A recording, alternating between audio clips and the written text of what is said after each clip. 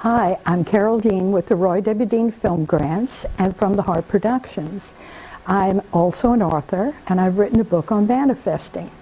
And I want to talk to you about how simple it is to manifest, because actually you are releasing a potential that already exists. Now, let's try to get this thought across, because it's a very simple one, but it's really hard to believe that your whole life is out there waiting for you, because you're manifesting every day, and the trick is to manifest what you want, not what you don't want. Think of writers. I've talked to writers who say they get a story, and once they get into it, they create some characters, and when the characters start talking to each other in their head, they know that film or that script is ready to write. So then they sit down and they write their script, and when they're finished, they have moved that product from a vision, from a thought form, into this physical reality. They have released a potential. Think about how inventors work. They get an idea for a machine. They say, oh, that's a labor-intensive job. I can fix that. And they start building something, and the next thing you know, they've invented a new machine that does the labor of 10 people. It all starts in the mind.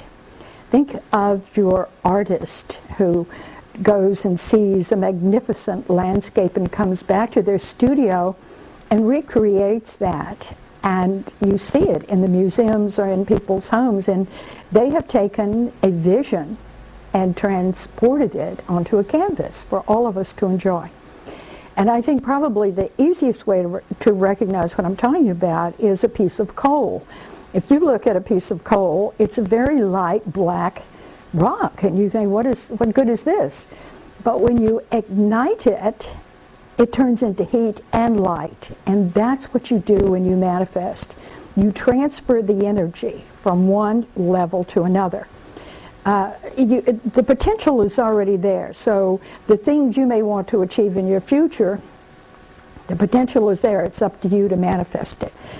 Now, manifesting is a natural law. It's an active law. You have to work on it and at it, but first you have to recognize that it is there and it is operating at all times. It is moving energy from one level to another. How do we do that? Well, mostly we do it through words. So let's talk about the dictionary. It says manifesting means apparent, not hidden. Making something visible. And these are key things for you to remember, because when you start listing the goals you want, then you've got to make them very clear. You have to see what you want. I've talked to people and they say, oh, but you know, I want so many things. How do I decide? Well, you have to make a list of 3 things, no more. You've got to be very clear. And I recommend you start with small things and find out how it works, because it's so much fun when it happens and it's a joy. Then you can move to a higher level. Okay, one of the main ingredients that you need is faith. You ask for something, you visualize, you see it, and then the left brain comes in and says, oh, but if this, then that, and this won't happen, and how could I ask for this and get it? And so that is not your problem. You leave that to the universe. You have the faith that what you want can be achieved. And you ask for it, you see it, you visualize it, you know the potential is there, and your job is to release it. Now, you did this as a child. I bet you that you manifested your birthday present and your Christmas presents for years. And all of a sudden someone said to you, well, you've had it really easy. Now you have to go out and support yourself, and it's not going to be as much fun and easy, because now you have to work to make that money, etc. And somehow that visualization and that childlike belief closed down on you. But this is what I want you to regain. When my granddaughter Eliza was 3 years old, we saw a movie, and she loved it. And as we walked out, she held up her little hand and said, when I'm this many years old, I'm going to be an actor on the stage. Well, she couldn't even count. But at 5 years old, she had her first part in a play. Now, don't tell me that's not manifesting, right? So it's there. It's up to us to get back into it. Now, manifesting, it can be used for money. But I think it's really more. There are many more things than money. There's ideas. Example, when I have a problem, I usually will take that problem into my bedroom where it's very quiet, unplug the phone, lay down, get comfortable, and I will state my problem and the two solutions that I can usually find. And then I say, is there a better way to do this? And I leave it. And usually within 24 hours, either I'm washing the dishes or I'm doing some dumb little work around the house, and bang, I'll get that third idea, which is almost always better than anything I thought of. So ideas, health, it's really, really important that you see yourself healthy. Let's say that you have an illness and it's just not working, you're not getting well. You must visualize yourself in perfect health and hear yourself saying, oh, I'm healthy. I never felt so good in my life. Because that's the end result. That's what you want. Well, I don't have any money for drugs or anything. Well, that's not the answer. You have to turn it over to the universe and let them solve the problem. So I'll tell you, there was a time when I had a very serious problem. It was a low back pain, and I couldn't solve it. I didn't know what was wrong with me. And my daughter invited some people over to the house, and I'm sitting on my couch, and the woman next to me is saying that she had a serious problem with kidney stones. And I said, yes, what did it feel like? And she said, I had this really bad low back problem. I said, where was it? And I said, I pointed to my back. She said, oh, it's exactly where it was. So since I don't frequent doctors too often, the universe sent someone to me in my own house, on my couch, to tell me, to diagnose what was wrong. I then called a filmmaker and said, what do you do for kidney stones? And she looked in N.W. Walker's juicing book. In the back, there's a marvelous list of illnesses and remedies. And she said, one thing, you can't eat cooked spinach. And I said, oh my heaven, I have that 3 or 4 times a week. And I had just come back from New Zealand where I've been growing spinach in my garden and having too much. So I stopped the spinach. I started drinking some tea that she recommended. And in a week it was gone. 2 weeks I was in perfect shape. So I use this. I use this art of manifesting, and it helps. And I'm recommending it for health, because remember, that perfect health was sitting there waiting for me to discover. Now, could have been someone else who went to a doctor, had some tests taken, and they found out what was wrong. But they might not have told him, don't eat cooked spinach, which was really my problem. So another way we manifest is words, all right? Words are very powerful. You go back to John, the book of John in the Bible says, in the beginning was the Word, and the Word was with God. Now, I take that latter part to mean that words are sacred. And I advise you to consider the power of your words.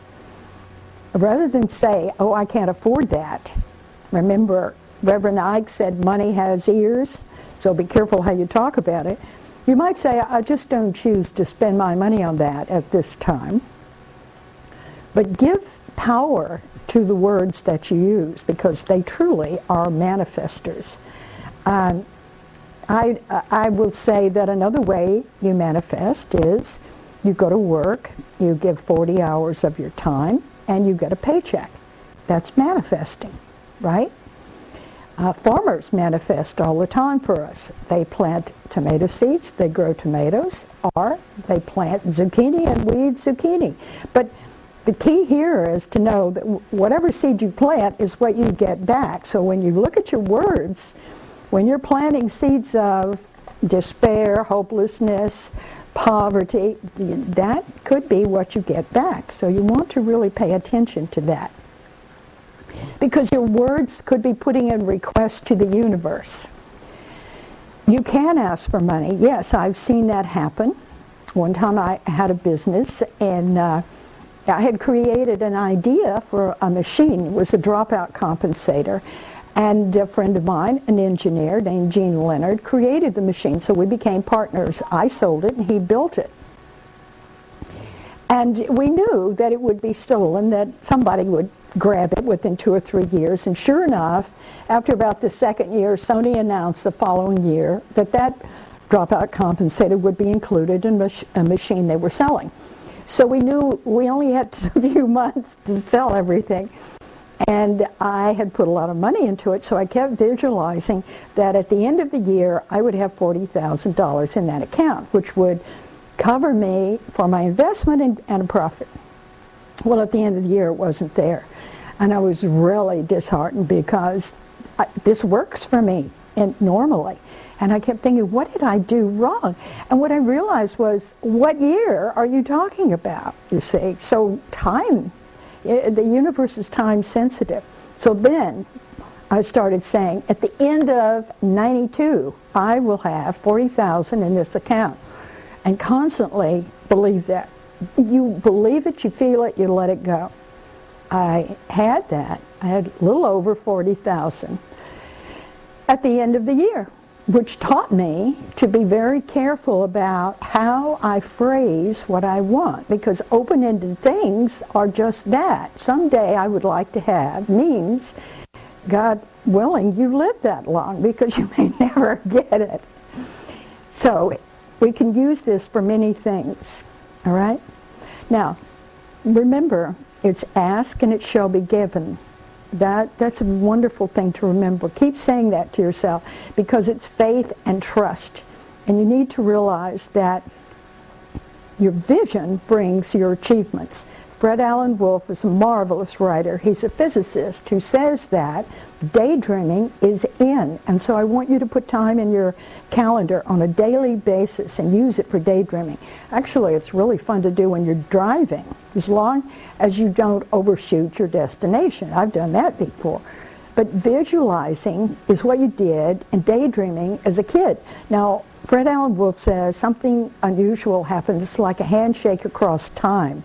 That you see it, you feel it, you're there, it happens, you let go of it, and in fact, later it happens. And he said it's not serendipity, it is that you created that. Now, you want to use your willpower to manifest, and how do you do that? The best explanation I can give you is when you're watering a lawn and you have one of those hose nozzles that you can turn into a spray. Well, that doesn't work good when you're trying to manifest. But when you tighten that nozzle and you get that strong, heavy force that comes out of the almost closed nozzle, or like a fire hydrant truck does, you're on. That is willpower. It's not stress, it's not pushing, but it's your willpower, your belief, your faith. Those are important things to use to manifest. Don't pressure yourself. If your deadline for achievement is coming close, just have faith and see what happens. Believe, but don't push, because then fear and all these other things come into it. That's not what you want. You want peace and harmony and enjoyment. When I was about 14, 15, and I was in high school, my best friend in the whole world was Danelle Bingham, and we spent all of our time together. We took every class together. And Danelle's mother ran her life. She picked her clothes, she told her what to do and how to do it. So one year she decided that Danelle was going to be a cheerleader. And there was no way I could be a cheerleader because I was the bookworm. My father wouldn't let me stay out late, so on the weekends my girlfriends would bring me their homework, and I did that for them while they went out and had a lot of fun. So I agreed with Danelle's mother that I would help Danelle, and together we would create our own yells. So in the hot Texas summer we did all of this work, and we had so much fun. And probably around August I began to think, you know what? I really would like to be a cheerleader. And then the left brain said, oh, but there's no way, Carole, because you didn't do all the PR work at the end of school and nobody knows you're going out. I said, I don't care. So I'll never forget, I got on my knees one night and I said, listen, this is the most important thing in my whole life. I don't think I can live without this. I really have to have this. So then I began to negotiate with the universe. I will not be stuck up like most cheerleaders. I will keep my grades. I will not hide when Mother wants me to help her with the dishes. And the bottom line that I knew sealed the deal was when I said, and I'll babysit my sister. Well, this great peace came over me, and I knew it was a fait accompli. The deal was set. So it never entered my mind. Cut forward to school starts. We're all in the auditorium. Danelle and I are sitting there. We're very excited. We're getting ready to go up and do our performance. And the principal of the school walks out and says, for the first year ever, we have decided to change the way we choose our cheerleaders. And we have brought in the cheerleaders from Southern Methodist University to choose the winners. So, as you might imagine, I was chosen one of the 4 girl cheerleaders out of the whole school. And even though Danelle didn't make it, we somehow worked it out with her mother so that she wouldn't kill me. But Danelle really never wanted to do it in the first place. I was the one that wanted it. And so it's that power, you see. And there is a point when you're going to know, I've got it. And that's when you move forward. It's waiting for you. All right, so what we want to do is, let's do a recap. 1, manifesting is releasing an energy that already exists. It is changing the form of something. Faith is needed. Faith, belief, trust. Words are manifestors. Give yourself daydreaming time. Fred Allen Wolf is the man to listen to on that. Use the power of your mind to create your future. In fact, that's exactly what the title of my book is, The Art of Manifesting, Creating Your Future. Thank you so much for joining me. I hope you will realize that your future is sitting there waiting for you to release it.